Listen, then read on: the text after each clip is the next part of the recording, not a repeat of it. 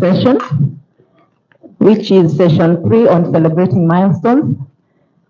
Maybe before I proceed, I'm Lisa Kamau from the County Assembly of Machakos, and it's good to see you all. So we are going to go to the next session on celebrating milestones, where we have Ms. Anne Wambui, the Director of Hansard and Audio Services, presenting, where she will be talking to us about the past, the present, and the future.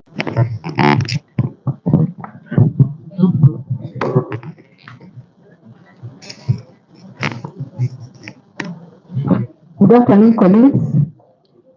Good afternoon. People are tired. Are you so tired? Can you just stand up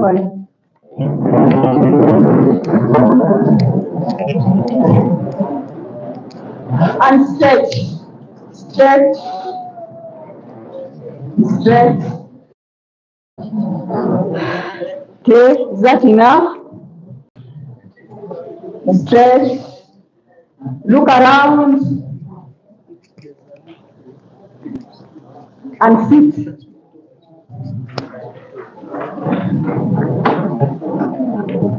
Very difficult to talk in the afternoon after people had a heavy lunch, but I promise not to keep you long.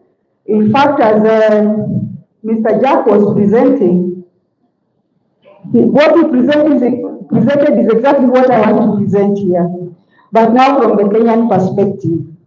My topic was down memory lane, if you can look at your programs, the past, the present, the future, and finally the question is, does change in leadership affect Hansard production processes?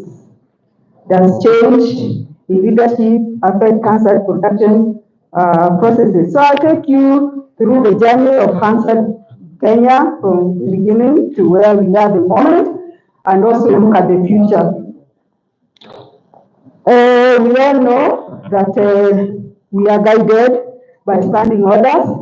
Every one of us from our county assemblies, we know the standing order that guides our work. So we at National Assembly, we also have standing orders that clearly state what is expected of us or what our mandate is. We also know that our report follow principles that were laid down in 1907 by the House of Commons Select Committee on Parliamentary Debates, what Jack was talking about. Remember, he talks about terms of reference. They are still very relevant to us. The terms of relevance are set out in the manual on parliamentary procedure by SPA. We talks about the first report, the first person, and all that. So you don't need to read out that. We know that is what guides us in our day-to-day work in our various institutions. Now, coming to the past. The roots of Kenya's parliamentary system trace back to the establishment of the Legislative Council. You heard of Legicor, that was in the year 1907. So the inaugural sitting of Legicor in the year 1907 on 16th August actually marked the beginning of formal legislative proceedings in Kenya. We have a very long history. And as Kenya moved towards independence, there was need for comprehensive and accurate documentation of parliamentary debates. And to ensure that there was professionalism in the production of this report, we had transcribers then recruited from the House of Commons that time in Kenya. So we had transcribers who had to have skills in shorthand and parent typing, stenograph, what you just see. So we would get officers from the House of Commons who would come to work for us in our parliament, and then actually they were on contract. They would work for a few months and then go back to the House of Commons. That was just before independence. And as Kenya moved towards independence, there was need to then have professionals taken on board. And remember that these officers that were being taken on board had to have speed in parent typing and shorthand that were I understand that was reaching 161 per minute that time.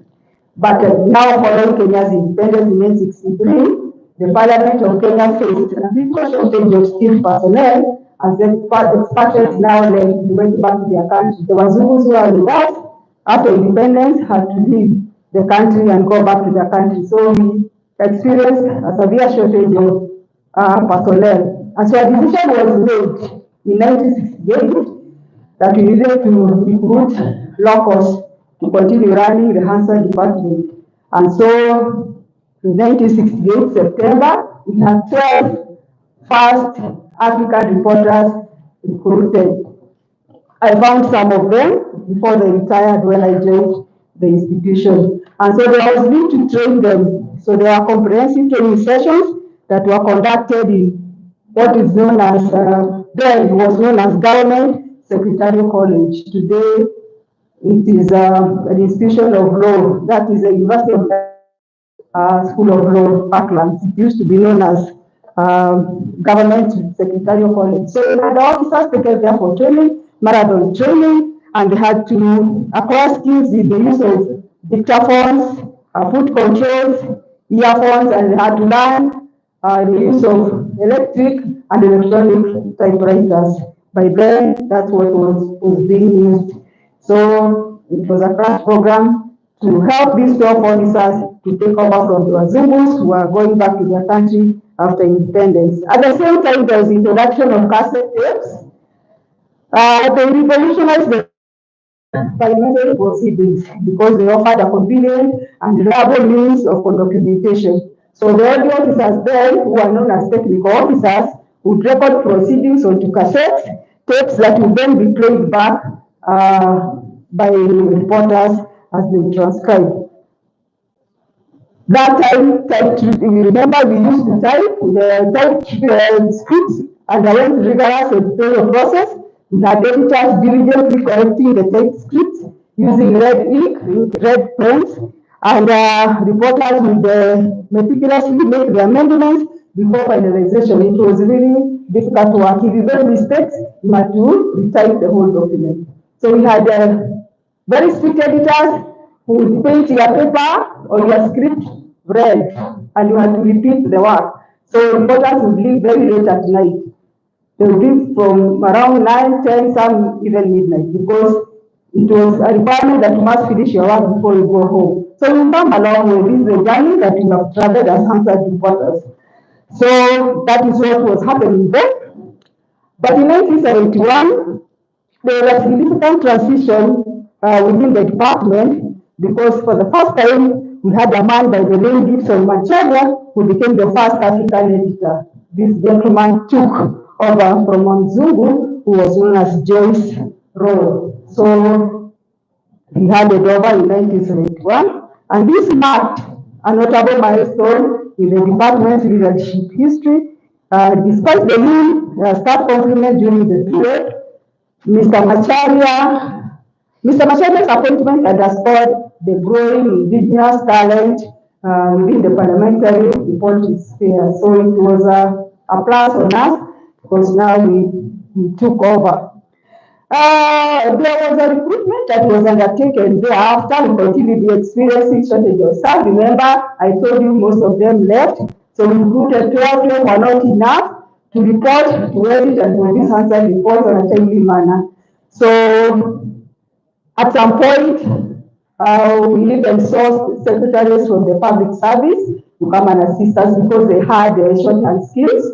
We had quite a number of them coming on board to assist us, but unfortunately, because of the nature of the workload, working late at night, most of them would go back, and only 1 or 2 would remain behind. So the recruitment that was done, there was a major recruitment that was done between 1986 and 1981. But again, officers would also leave because the pay was poor. We were actually working under the office of the president. We are still under, we were civil servants then, and the terms of payment employment were not very good. So most of the officers, and especially the lot that we came on board with, also left, and we were left. It was only the 2 of us who remained, Gladys and I. Hansard Editor Senate and I remained behind. Everybody went away to seek a greener pastures because the payment was really poor.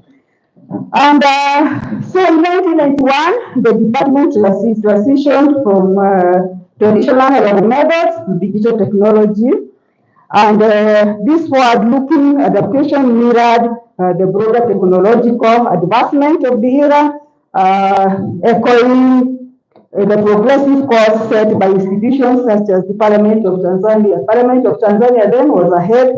It had moved away from the analog way of producing Hansard report to the digital format. So we took cue and followed, and Mr.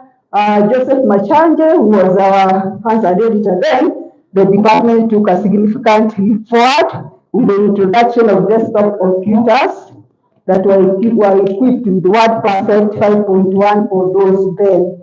So that's the first time we were seeing computers in Parliament. And so it was a major step. So our training again was mounted at the former Kenya Institute of Administration, which is Kenya School of Government now. We had a crash program once again. We were taught how to use computers, the word perfect, the word MS Word, package, and all that, because now we had to transition from the old way of producing our reports to the new method. And so we did go through the training. And so for over that past 30 years, the technology used to produce and publish the Hansard report has transformed beyond recognition. So under the stewardship of the late Hansard editor again, who was known as Jeremiah Keema, we had the implementation of Jefferson audio-video system, which was a purely digital system, and this was another milestone. It facilitated digital recording and transcription. Remember, before that, we were still recording using our master tapes and cassettes, but now with this new system and new software, we were able to record and transcribe at the same time.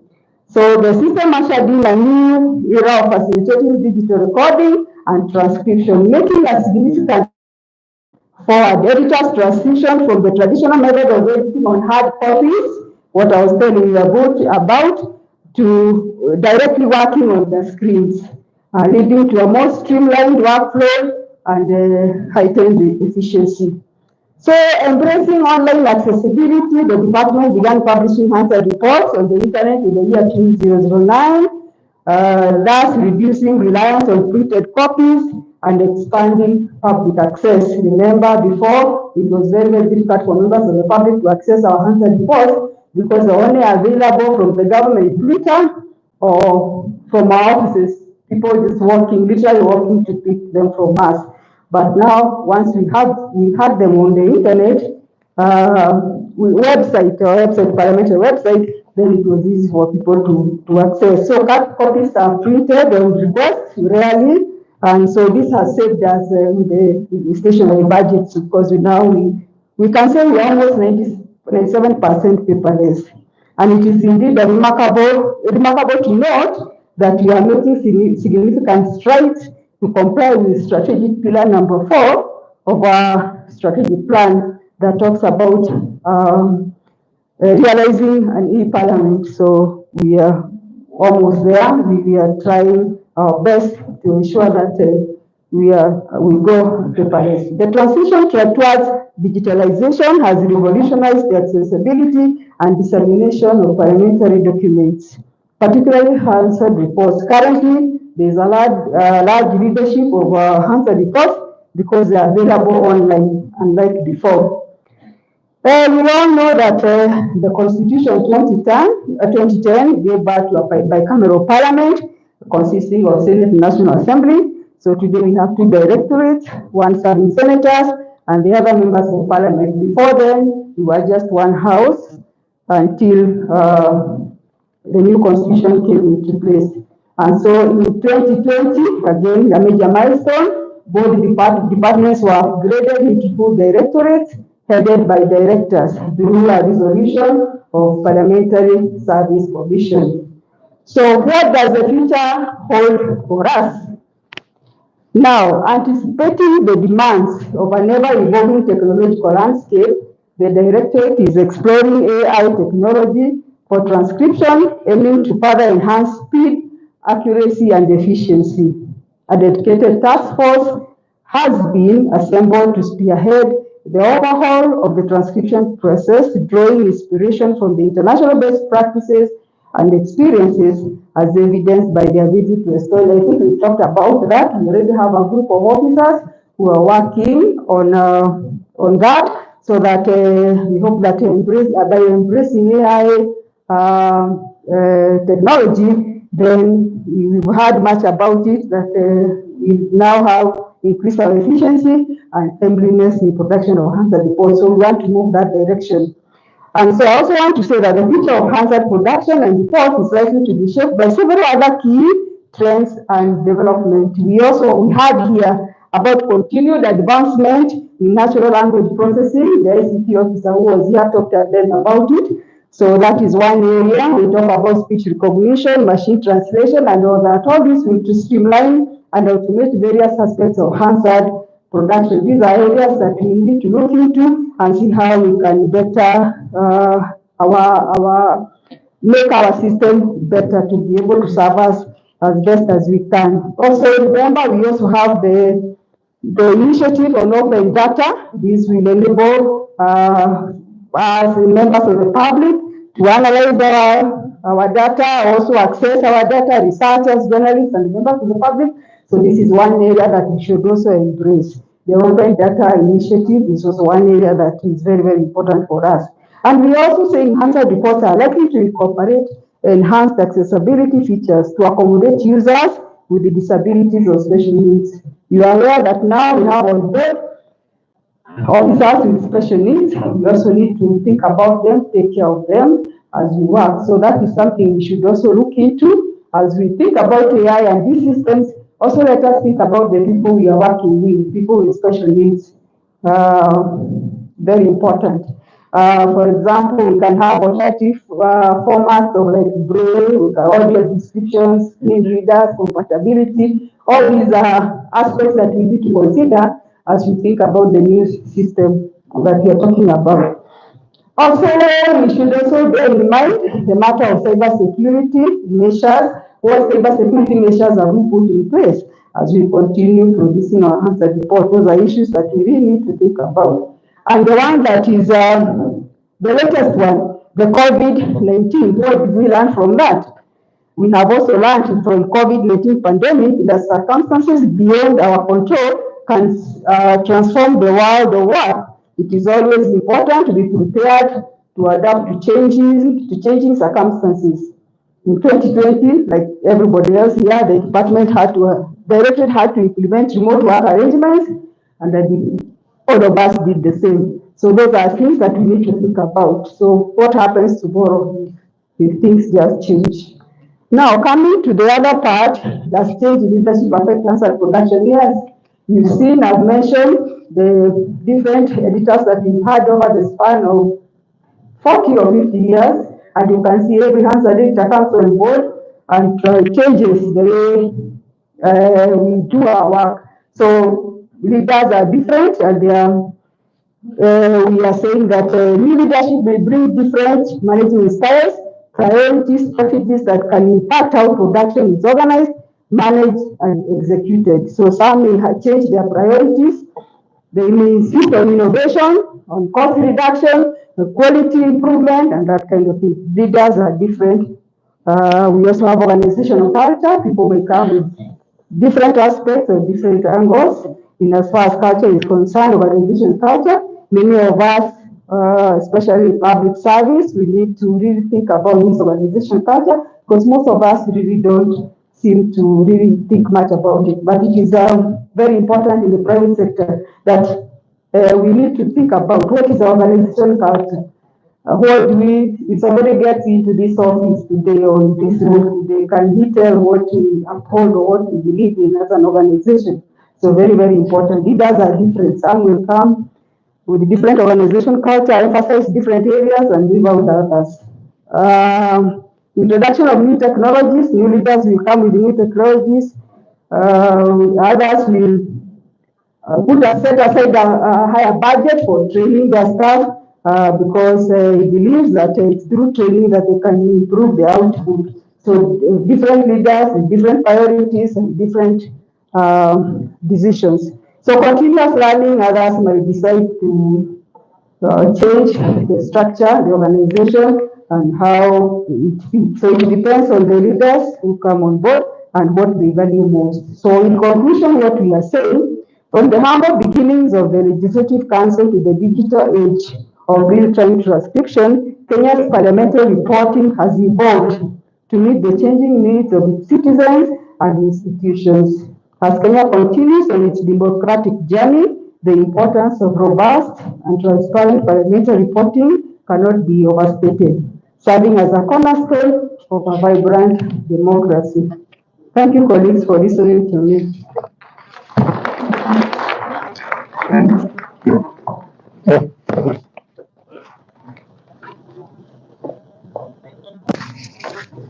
Thank you very much, Madam Wambui.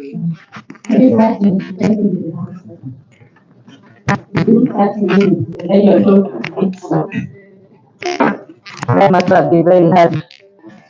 I'm going to call your colleague, Madam Gladys Mbeda, to come and tell us more about evolution in Kenya. Then if you have any questions for Madam Wambui, we are going to ask the questions once we are done with the Gladys.